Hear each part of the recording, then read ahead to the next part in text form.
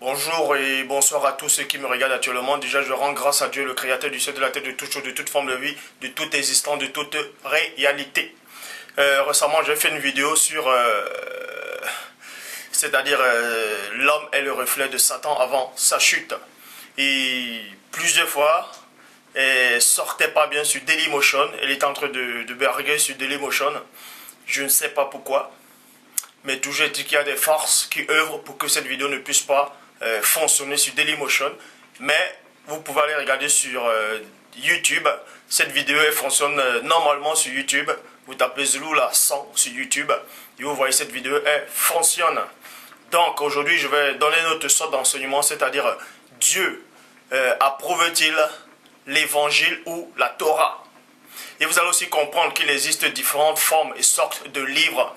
Il y a plein de gens qui sont arrivés, qui se sont autoproclamés prophètes, docteurs et sauveurs. Parce que Yahushua le dit dans Matthieu 24, quand il s'élèvera de faux Christ et de faux prophètes, ils feront des grands prodiges au point de se dire s'il était même possible les élus.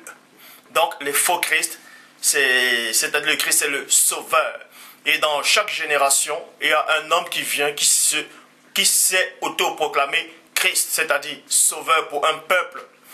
Et déjà, je n'ai plus besoin de vous dire que Dieu existe réellement. Peu importe le nom qu'on le donne dans ce monde, peu importe le titre qu'on donne dans le plan humain, Dieu existe réellement. Même le démon, même les djinns savent que Dieu existe. Parce que quand vous lisez dans Jacques 2, 19, il est dit, tu crois qu'il y a un seul Dieu, tu fais bien. Le démon le croit aussi et il tremble. Donc, on va donc examiner entre la Torah, avec les versets de la Torah, c'est-à-dire de l'Ancien Testament, et les versets de l'Évangile, c'est-à-dire du Nouveau Testament. Et vous devez aussi comprendre qu'il y a plein de livres actuellement, soit des livres religieux, qui acceptent à 100% ce que la Torah dit, c'est-à-dire les actes de la Torah, les pratiques de la Torah. Vous allez reconnaître ces livres. Et on va donc examiner tous ces livres, mais je vais plutôt citer la Torah, tous ces livres et l'Évangile. Et vous verrez que parmi tous ces livres que je vais citer, c'est-à-dire tous les versets que je vais citer, comme j'ai dit, dans chaque époque, dans chaque génération, il y a un homme qui vient, qui se autoproclame prophète ou envoyé de Dieu. Et parmi tous ces envoyés, il y a un qui marque la différence. Il y a un seul qui sort du lot, qui rapporte fidèlement les paroles du Dieu véritable, qui rapporte fidèlement les pensées du Dieu suprême. Donc, on va donc regarder maintenant. Et aussi, avant de poursuivre, peut-être, il y a dans la prochaine vidéo, je ne sais pas trop si je ferai une vidéo sur ça, parce qu'il y a déjà beaucoup de demandes par rapport à ça. Sur le peuple noir, c'est-à-dire le peuple antique, parce que constamment je dis en Afrique antique on connaissait le Dieu véritable, mais d'autres disent que c'était les Égyptiens, d'autres disaient que c'était bref, chacun donne des noms. Toujours est-il que le peuple noir a eu une histoire, parce qu'il y a plein de chrétiens noirs qui m'écrivent, qui ne savent plus quoi penser par rapport à tout ce qui existe, par rapport à ce qui est écrit en fait, à ce qu'on les prêche en fait dans les assemblées, par rapport à l'histoire en fait. Ils ne connaissent pas les identités. Donc il y a des révélations que je ne peux pas dire ouvertement, qui risquent de choquer beaucoup de personnes dans le monde entier. Et ce sont des vérités, mais il y a certaines vérités que je préfère ne pas dire comme ça. Donc, c'est très sensible en fait. C'est très sensible. Parce qu'en fait, vous savez que l'histoire a été modifiée. L'église romaine babylonienne modifié l'histoire. Chaque génération a modifié l'histoire. Ils ont falsifié l'histoire. Même les scientifiques ont falsifié l'histoire. Les archéologues, ils savent. Mais ils ont tout modifié. Même dans les livres d'histoire, ils ont tout changé. Même dans les cités des sciences, quand vous allez, tout a été modifié. Et le Dieu suprême a permis que je voie la vérité depuis le commencement, c'est-à-dire depuis l'origine. Et je vous le dis, Adam, le mot, c'est-à-dire le nom Adam, c'était pas ça. C'est-à-dire, le nom Adam là, ce n'est pas son vrai nom. Je vous le dis, ce n'est pas son vrai nom. Le premier homme n'avait pas porté le nom d'Adam. Donc, ici, dans les époques où nous vivons, selon certaines traductions, on dit Adam, on dit Ève. Mais là, ce sont des traductions en fait. Mais le premier homme n'avait pas porté ce nom. Et Dieu a permis, dans sa grande miséricorde, que je voie le début de l'homme, c'est-à-dire depuis que le premier homme a été créé. Là, c'est dans le plan spirituel. Depuis que le premier homme a été créé jusqu'à... depuis les civilisations, en parlant de Gilgamesh, parce qu'il y a une histoire, c'est-à-dire il y a l'époque de Gilgamesh, où certains disent que les récits bibliques ont été inspirés, c'est-à-dire la Bible, les récits bibliques ont été inventés de l'histoire de Gilgamesh, que toutes les civilisations ont été inventées par rapport, c'est-à-dire par rapport au livre de Gilgamesh. Bref, toujours est-il que Dieu a permis néanmoins que je voie cette vérité où se trouve la véritable, c'est-à-dire histoire de l'humanité. Mais c'est très très sensible. C'est très très sensible. Et c'est très très très très sensible. C'est vraiment vraiment vraiment très très sensible. Donc si je ne sais pas si je ferai cette vidéo. Je ne sais pas si je ferai cette vidéo. Parce que en faisant cette vidéo, vous allez voir l'origine déjà de l'homme noir. Le pourquoi il y a plein de couleurs. Le pourquoi il y a des noirs, des blancs, des métis, des asiatiques, des arabes, ainsi de suite. Bref, je ne veux pas vous dire, je ne veux pas dire en plus, c'est-à-dire je ne veux pas trop entrer en profondeur, je vais plutôt commencer l'enseignement. Je vous exhorte, frères pères, anciens, de vérifier vos Bibles dans Deutéronome chapitre 18, verset 15, qui dit « L'Éternel Dieu, plutôt l'Éternel ton Dieu, te suscitera. Là, je prends la Bible que vous connaissez actuellement en fonction des traductions que l'Église romaine a traduit en fait. Donc, a traduit. Mais je ne vous dirai pas si à l'époque de Moïse, si c'était les mêmes propos qui étaient relatés ainsi. Toujours est-il que Dieu s'est tenu compte des temps d'ignorance. Deutéronome chapitre 18, verset 15. L'Éternel, ton Dieu, te suscitera du milieu de toi. D'entre tes frères, un prophète comme moi. 2 points, vous l'écouterez. Vous allez comprendre le mystère ici, c'est quoi? C'est que Moïse était un homme qui marchait avec le Père. Mais il ne s'appelait pas Moïse. C'est-à-dire, ce personnage-là ne s'appelait pas Moïse à son temps. C'est les versions que vous connaissez ici. Dans cette époque, on lui donne le nom de Moïse. Bref. Moïse, il s'adressait au peuple d'Israël, c'est-à-dire à ceux qui pratiquaient le judaïsme, parce que c'est Moïse qui apportait le judaïsme. Donc, il s'adressait aux 12 tribus d'Israël en disant « L'Éternel, ton Dieu, te suscitera au milieu de toi. » Quand il dit « au milieu de toi », il ne s'adresse pas à une seule personne, il s'adressait aux 12 tribus d'Israël, premièrement, je dis bien premièrement. Donc, il s'adressait aux 12 tribus d'Israël, à tous ceux qui pratiquaient le judaïsme. Est-ce que vous comprenez? Donc, s'il y a d'autres prophètes, d'autres formes de religion qui viennent maintenant, qui disent que Moïse a plutôt prophétisé sur telle personne ou bien sur telle autre personne, ne les écoutez pas. Parce que Moïse s'adressait uniquement à ceux qui pratiquaient premièrement le judaïsme. Donc, celui qui devait arriver, c'est-à-dire le prophète, le puissant prophète que Moïse avait prophétisé sa venue dans les temps futurs, devait obligatoirement sortir des entrailles du judaïsme. Est-ce que vous comprenez? Dans le verset 18, il est dit, Dieu, plutôt je, et le je c'est Dieu, je les susciterai du milieu de leurs frères, un prophète comme toi. Je mettrai mes paroles dans sa bouche et il leur dira tout ce que je lui commanderai. Point. Donc, vous voyez donc, Moïse a prophétisé et vous allez comprendre que c'est Dieu le Père lui-même qui a permis que ce prophète puisse venir. Posez-vous la question, comment se fait-il que Moïse arrive et après Moïse, il y a encore un autre prophète? Pourquoi? Pourquoi il y a eu plusieurs prophètes? Un seul prophète ne devait pas suffire? Dieu est tout puissant. Pourquoi un seul prophète ne devait pas suffire? Pourquoi il y a tellement plein de livres? Pourquoi il y a tellement plein de gens qui se disent envoyés de Dieu, qui se disent messagers de Dieu? Pourquoi? Alors qu'un seul homme peut normalement suffire. Quand je vous dis on a modifié l'histoire, on a changé l'histoire, on vous a manipulé, on vous a rendu comme des zombies, comme des morts vivants, vous avez accepté facilement la nourriture de maman Kato, de l'église babylonienne ramène. Donc ici, et Dieu poursuit, dit, et si quelqu'un n'écoute pas mes paroles, qu'il dira en mon nom, c'est moi qui lui redemanderai compte, point. Mais le prophète qui aura l'audace de dire à mon nom une parole que je ne lui aurai point demandé de dire, ou qui parlera au nom de d'autres dieux, ce prophète-là sera puni de mort. Point. Donc Dieu vous dit ici qu'il y aura un prophète qui sera différent de tous les autres prophètes. Mais toujours est-il que Moïse a néanmoins dit que ce prophète-là,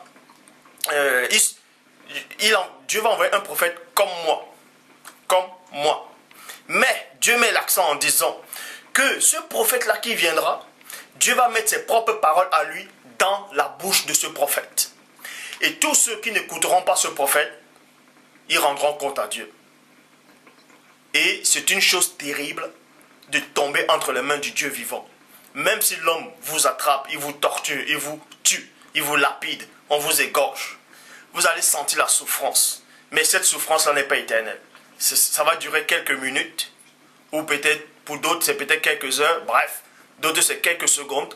Mais celui qui tombe entre les mains du Dieu vivant, ce n'est pas une seconde, ce n'est pas une fraction de seconde, ce n'est pas une milliardième de seconde, ce n'est pas une minute, ce n'est pas 2 heures ou 3 heures ou 4 heures ou des heures. Non, c'est l'éternité. C'est l'éternité. Donc, qui sait dans ce monde, qui peut contester, qui peut résister contre la colère du Tout-Puissant. Donc, faites très attention. Et je poursuis. Donc, Dieu vous dit ici que celui qui n'écoute pas les paroles de ce prophète sera puni de mort. Et vous allez comprendre que cette mort-là, c'est une mort spirituelle. C'est une mort spirituelle. On va y arriver. C'est pour ça, donc, avant de vous révéler qui est réellement ce prophète, vous allez comprendre que ce prophète-là devait obligatoirement naître dans le judaïsme. Dans le judaïsme. Je dis bien, dans le judaïsme. Jean, chapitre 1, verset 45. Philippe rencontra Nathanaël et lui dit, 2 points, nous avons trouvé celui de qui Moïse a écrit dans la loi et dont les prophètes ont parlé. Yehoshua de Zareth, Yehoshua, c'est le Christ. Donc on parlait ici du Christ. Tous les prophètes de l'ancienne alliance ont successivement prophétisé sur la venue d'un prophète qui serait plus puissant qu'eux. Qui était à part. Et c'était le Christ. Et le Christ avait les paroles du Père en lui. Jean chapitre 4 verset 25 à 26 dit ceci. Parce que Yehoshua avait une conversation avec une femme samaritaine. Et la femme lui dit 2 points. Je sais que le Messie c'est le oint, c'est celui qui est oint. Je sais que le Messie doit venir. Celui qu'on appelle Christ, ça veut dire sauveur. Donc il y a un seul sauveur qui existe. Et il n'y a pas plusieurs sauveurs dans chaque époque. Non, il n'y a qu'un seul sauveur. Et vous allez comprendre que le seul vrai sauveur, c'est Dieu lui-même. C'est Dieu lui-même. Mais toujours est-il qu'ici, que Dieu a permis qu'un homme puisse venir, un prophète puisse venir. Il a envoyé un prophète, un messager. Et Dieu devait sauver l'humanité à travers ce prophète-là. Comment il devait sauver? C'est à travers ses propres paroles. Il met ses paroles à lui dans la bouche de ce prophète. Et à travers ses paroles, ceux qui vont accepter ces paroles seront sauvés. Et ceux qui n'acceptent pas les paroles de ce prophète que Dieu a envoyé seront condamnés. Donc, je reprends Jean chapitre 4, verset 25 à 26. La femme lui dit, 2 points. Je sais que le Messie doit venir, celui qu'on appelle le Christ. quand il sera venu, il nous annoncera toutes choses, et non la moitié. Ça veut dire que quand cet homme-là, quand ce prophète-là, quand Yehoshua, Hamashiach va arriver, il va prononcer les paroles du Père, il va prononcer les paroles du Dieu glorieux et redoutable. Ça veut dire, la révélation ici c'est quoi? C'est que cette femme a dit au Christ que Christ va enseigner toutes choses. Ça veut dire, après les propos de Christ, il n'y aura plus un autre prophète qui doit venir pour enseigner encore d'autres choses. Non, parce que Christ enseigne tout. Parce que Dieu ne lui a pas donné l'esprit avec mesure. Dieu ne lui donne pas l'esprit avec mesure. Donc Christ ici, c'est le plus grand de tous les prophètes et le dernier prophète. Parce que Dieu l'a donné la parole sans limite. Donc Dieu l'a dit de dire exactement tout. Et maintenant, Christ aussi maintenant, il choisit des personnes, il est dans le nom des apôtres, il prend aussi les mêmes paroles que le Père lui a données, et il met ça aussi dans la bouche des prophètes, il dit allez faites des nations, et non faites les 12 tribus d'Israël, mais faites des nations, mes disciples, c'est-à-dire les serviteurs du Dieu glorieux. Yoshua lui dit, je le suis, moi qui te parle. Point. Jean chapitre 12 verset 49. Je n'ai point parlé de moi-même, mais le Père qui m'a envoyé m'a prescrit lui-même ce que je dois dire et annoncer. Vous voyez donc que c'est le Christ lui-même ne peut parler de lui-même en fait. Il ne fait que dire et annoncer ce que le Père lui a demandé de dire.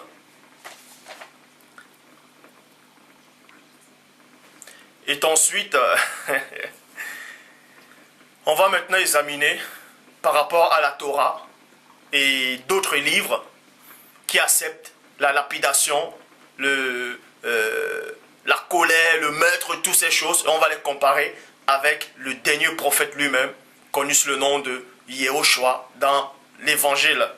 On va aller dans Psaume 143, verset 12 qui dit « Dans ta tombe, virgule, dans ta bonté, anéantis mes ennemis, point, et fais périr tous mes oppresseurs de mon âme, car je suis ton serviteur. » David était dans l'ancienne alliance, c'est-à-dire David pratiquait le judaïsme. Il était soumis à la loi du judaïsme, en fait, de Dieu, de Moïse. Et David dit ici, il s'adressait à Dieu en disant, fais périr mes ennemis, c'est-à-dire tue mes ennemis, ne les pardonne pas. Or, là c'est l'Ancien Testament, et il y a aussi plein de livres qui acceptent ça, de tuer les ennemis, de faire la guerre contre les ennemis. Donc, David ici, il était fâché contre tous ceux qui ne marchaient pas avec Dieu. David n'était pas d'accord avec tous ceux qui n'obéissaient pas à la parole du Dieu véritable. Donc, il disait à Dieu de les tuer, de les faire la guerre.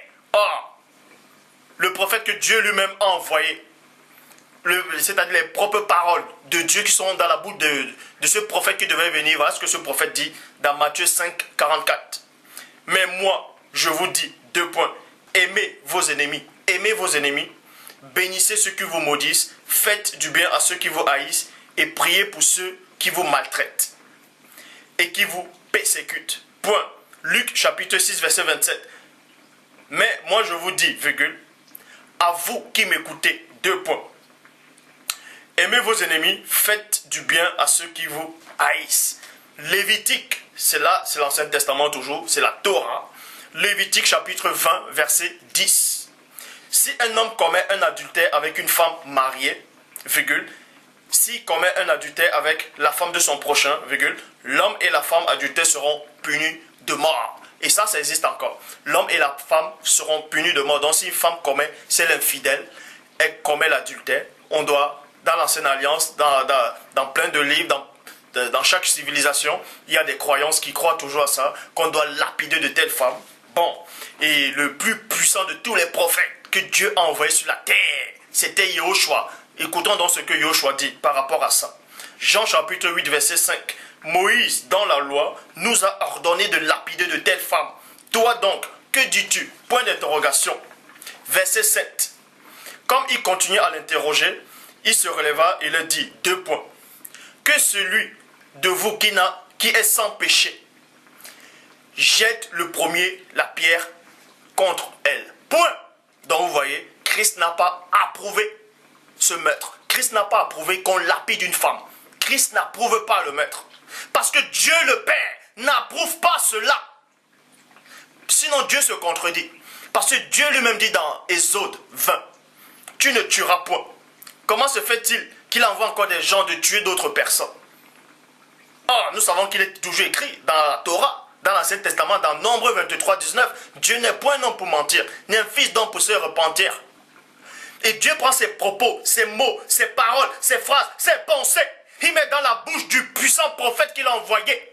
Il a dit, va, annonce-les. Et celui qui n'écoute pas mes paroles, à travers ta bouche, il sera puni de mort. C'est-à-dire, il mourra spirituellement. Donc, il n'ira pas dans le paradis, il n'ira pas dans le jardin des délices. Et ça, ce sont les paroles de Dieu à travers la bouche du Christ. Donc, Christ apporte la paix, le pardon. C'est le pardon. Que celui qui n'a jamais péché prenne la pierre et lapide cette femme. Que celui qui n'a jamais péché tue son semblable ou va frapper quelqu'un parce qu'il ne veut pas obéir à la loi de Dieu. Non, Dieu ne force personne. Dieu ne force pas qu'on obéisse à sa loi. Dieu est tout puissant. C'est à Dieu seul qu'on doit rendre compte, ce n'est pas à l'homme. Donc, Jérémie chapitre 18, verset 23. Là, c'est toujours dans l'Ancien Testament. Et ça, c'est reçu un prophète de l'Ancien Testament. Jérémie chapitre, en fonction de ce qu'on nous a traduit en fait. Jérémie chapitre 18, verset 23. Et toi, Éternel, tu connais tous les complots pour me faire mourir. Ne pardonne pas les iniquités. N'efface pas leurs péchés de devant toi. Qu'ils soient renversés à ta présence. Qu'ils soient renversés plutôt à ta présence. Agis contre eux au temps de ta colère. Même Jérémie dit ici, dans l'Ancien Testament, c'est un prophète, c'est un grand prophète de l'Ancien Testament qui pratique aussi le judaïsme. Il dit néanmoins à Dieu parce qu'on complotait contre lui. Les gens le haïssaient. Les gens le détestaient. On entendait des bûches pour le faire périr. Et maintenant, il s'adressait au Tout-Puissant, il disait, venge-moi. Ne les pardonne pas. Ne pardonne pas les péchés. Fais-les périr. Néhémie, chapitre 4, verset 5. Ne pardonne pas les iniquités et que les péchés ne soient pas effacés de devant toi, car ils ont offensé, car ils ont offensé plutôt ceux qui bâtissaient. Néhémie aussi dit la même chose. Psaume chapitre 109, c'est-à-dire Psaume 109, verset 14 dit, et c'est David. Et David n'était pas n'importe qui. Donc il était prophète, il était roi, il connaissait la loi de Dieu. Et David dit que l'iniquité de ses pères reste en souvenir devant l'Éternel et que le péché de sa mère ne soit point effacé. Donc, tous les prophètes successivement ont prophétisé. Plein de gens qui sont venus en tant que prophètes ont instauré la loi, presque, de la lapidation, ont approuvé cela. Ont condamné le péché. C'est bien de condamner le péché. Les gens qui commettaient le péché, qui commettaient l'adultère, c'est un prophète de l'Ancienne Alliance, ont approuvé cela. Donc, et vous allez voir que Christ a, c'est pas que Christ a interdit, mais Christ, plutôt lui, il a apporté le pardon. Le pardon. Le pardon. Pourquoi Christ seul apporte le pardon? Vous savez pourquoi Christ a apporté le pardon? Est-ce que vous savez pourquoi Christ est différent de tous les autres prophètes et différent de tous les autres hommes? Posez-vous la question. Christ n'est pas comme vous. Christ n'est pas comme les autres prophètes. Christ, avant de venir sur terre, il existait déjà dans le plan spirituel. C'est ce que les gens n'arrivent pas à comprendre. Ayant en vous les sentiments qui étaient en Yoshua, Philippiens 2, 5 à 7 à 9.